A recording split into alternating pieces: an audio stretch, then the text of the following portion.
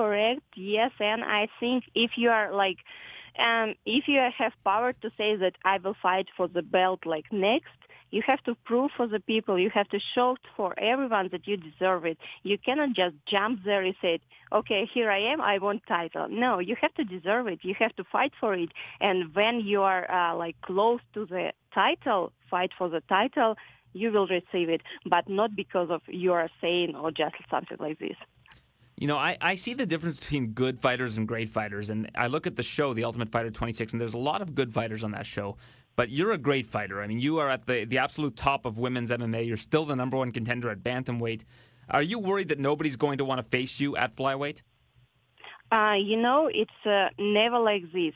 Even the greatest fighters, they have to be worried every time because good fighters, great fighters, it doesn't matter. In the octagon, it's all the same. It's all matter about your performance, how you train, how you prepare for the fight, and all it's because of this. And I know that in reality, it's a lot of very good, good character fighters and very strong girls, and it will be amazing. I'm very glad that UFC opened this new flyweight division because now a lot of girls have opportunity to fight in their own weight category, not had to suffer in the cut weight or jump on one weight class over. Now let's go back to Paige for a second. As you mentioned, she tweets out that she wants the title shot or that she's getting the title shot. You know, she's obviously very marketable. She's been on Dancing with the Stars. She has a lot of big sponsorships. When you saw that tweet, did you think that she was going to get the title shot? Actually, I was thinking, interesting, but it not looks like you will receive it. But if some any person say with 100% sure that she or he will receive the title fight, it's because of something, but looks like she was just tweeting this for making some interest for her. Yeah, it looks like she might have jumped the gun on that one. Looks like yes. And she would have had to face the bullet. You jump the gun, you have to face the bullet. Is that right?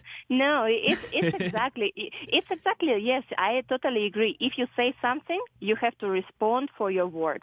It's not only just because you will speak whatever you want. No, you have to respond it. If you want to fight for the title, you have fight with the top fighters. This is it. So she says she won't fight you. You're training. I mean, you're always training. You're always keeping yourself fresh. What is next for you in your mind? Next, I was planning to come back to the octagon in the beginning of the year, and I think yes, my manager now speak with UFC. They looking for opponent, and I'm totally feeling ready to come back, and I will help to prepare my sister to fight in her fight in December. So I will be totally ready for beginning of the year to come back. Do you think flyweight's going to be your new home for now? I hope so, because how I said, even in bantamweight division, I feel very comfortable to fight. But for flyweight, I feel it's more like maybe my own weight category, and I'm sure that I will be able to show more techniques, more skills, because I will fight with the same size girl like me. And I, for example, in 135, sometimes I'm very worry about the size, the height, everything, the details. But doesn't matter what, I'm feeling good fighting same in 135, and now I'm very happy to start my fighter career in 125. Well, you mentioned bantamweight and fighting bigger opponents. You lost to Amanda Nunes at UFC 215. It was a very close fight. You said you still had unfinished business with her. Is she still on your radar? You know, does the thought of you being the first woman to potentially be a two-division champion appeal to you down the road? Obviously, we don't want to get too far ahead of ourselves with the flyweight division, but is that something that is part of the grand plan? Of course, yes. And how I say, we have unfinished business with Amanda, and I cannot leave the things like this. And I know exactly that fight, last fight, she didn't want it. She didn't win this fight. And now I'm planning to do good things in 125. I will put all my power to make good things there. And of course, I will be back and speak with Amanda again. Dana White, I spoke to him a couple weeks ago at UFC 217. He said he has big plans for Amanda Nunes in December. Have you heard anything? Is there a potential fight with her and Cyborg that you've heard anything about? No, I didn't hear nothing and didn't hear nothing about her because I was totally out of any fights, any news because we was traveling and I was using all my free time to enjoy for the travels and restore all my energy because this preparation for last fight, it was very long preparation. It was preparation 2 times for UFC 213 to UFC 215. So I had to spend at least 1 month out of anything. Yeah, I understand. Of course. I mean, Amanda Nunes is a very tough opponent. Do you think that she would be able to compete with Cyborg in a fight at 145 pounds? It will be interesting. Each fight is very interesting, and of course, it's one of the possibility to see good fight between them. But who knows? I don't think that she will accept. No, I don't think so.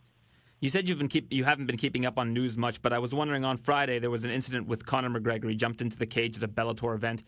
Did you get a chance to see that? And if so, what did you think about it? Actually, why he jumped there? Well, his teammate was fighting. His teammate won the fight, and he wanted to congratulate his teammate. But the referee said that the fight hadn't been finished yet, so to speak. So the commission's upset with him. The UFC is apparently upset with him. And I was wondering if you'd seen it and had any thoughts on it. Yes, exactly. I saw this part when he jumped there and he has some between them and referee, something like this. But I didn't know that referee said that the fight is not finished yet. So I think these things can happen, and sometimes it's misunderstanding between fighters, referee, and everyone. So I don't know. Sometimes happen things like this. Now you must be very proud because you typically train in Denver, a lot of the year. Your occasional training partner, Rose Namajunas, she beats Joanna Jedrzejczyk at UFC 217. You've beaten Joanna under Muay Thai rules in the past. Did you give Rose any tips that helped her beat Joanna? I'm very happy for Rose because she was training very hard for it, and we spent 3 training camps together with her. Last training camps we spent me, Antonina, my sister, and she. So it's all this work. It's very helpful for all of us, not only for me, not only for her, not for everyone. And from the first moment when UFC announced that Joanna will face off to Rose, I knew that Rose will win this fight because I feel the power of Joanna and I feel the power of Rose, and I knew exactly. Even many people they said, no, Valentina, no, how it's possible. No, it cannot be. No, Rose cannot be Joanna. I said, let's see. And the result, it was reverse. And so all this, because Rose now it's not like a fighter 3 years ago, 2 years ago. She grew up a lot, and she is really, I think she will be very good champion for strawweight division. And people do underrate how important it is to watch the growth of fighters. I mean, she's still very young. She's improving every single week that she's training, every single month. Younger fighters tend to improve at a more rapid rate.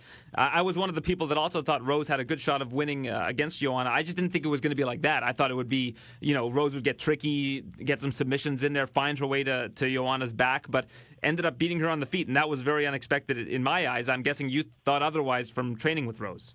Exactly. It was not something unexpected for me at all because I think I know that Joanna was very confident that every goal they want to go to the wrestle with her, to put her down, trying to submit, and she just was not expected this kind of role. She has very good stand-up, and she can box, she can fight with her legs, the same good doing on the ground. So this is, I think, it was more unexpected things for Joanna. And Rose, she didn't feel any trouble fighting in the distance, on the ground, in the clinch, near the cage. So she was just doing what she was preparing all this time. She was just fighting and taking the belt. Now, Joanna had a great winning streak going. Ronda Rousey has the record for the most defenses in women's MMA history. Amanda Nunes has won 6 in a row, and she's won a lot of them in the first round. Nobody seems to want to fight Chris Cyborg. If you had to pick the best or most decorated women's mixed martial artist ever, who do you think it would be? Yourself excluded. I know that you probably think that based on your talent, you're probably the best. But in terms of the best of all time, who would you say it would be if you had to pick somebody? I cannot pick no one because not only about me, it's because all of these girls, it could be my possible opponents for the future fights. So that's why I will not just pick because I focus on not to pick someone good one. I focus on beat them. That's why for me it's not the right time to choose no one. Well, you mentioned they could all possibly be opponents. One of the women I mentioned is Ronda Rousey. Do you think that she will come back to the UFC? We never know. We never know. Sometimes people take different decisions. We could see the fight George St. Pierre. He came back after years of not fighting. So whatever can happen, and I think she might come back sometimes. She will miss this competition and she will decide to come back. So let's see we will train the same as hard as we do and we'll see how it's turning out for the future fights. Yeah, I think if Ronda were to come back, a fight with Miesha Tate, then Miesha, she says she hasn't ruled out coming out of retirement if she was going to fight Ronda Rousey, would be a very interesting fight. But do you think that the Ronda code has kind of been broken? People know how to beat Ronda Rousey now? No, I don't think so. It's people things happen every time, and of course, it's sometimes you have different opponents. But also, Miesha Tate, she is not Amanda Nunes, and she will not do the same tactics that she did on the fight with Ronda Rousey. So each fighter has different style, different tactic for the fight, and even how to beat someone, it doesn't mean that you can do it. It doesn't mean it at all. And that's why I don't think that she's broken. She just want to rest. She just want to enjoy her time. And when she will feel like she's ready to come back, she will come back. How's the cooking going? Last time we spoke, I mentioned you're great at shooting guns, you're great at fighting, you're great at dancing, and you said you wanted to become really good at cooking. Have you been working on that? It's not about become good on cooking because we are cooking. Me and my sister every time we are preparing different foods, and I very like and very enjoy to cook. And from every country we try to learn some recipes and then to invite our friends in different parts of the world. For example, our Peru, our country, where we was living for 8 years, we choose 3 the best plates of seafood. It's ceviche, chupe de pescado, and chicharrón.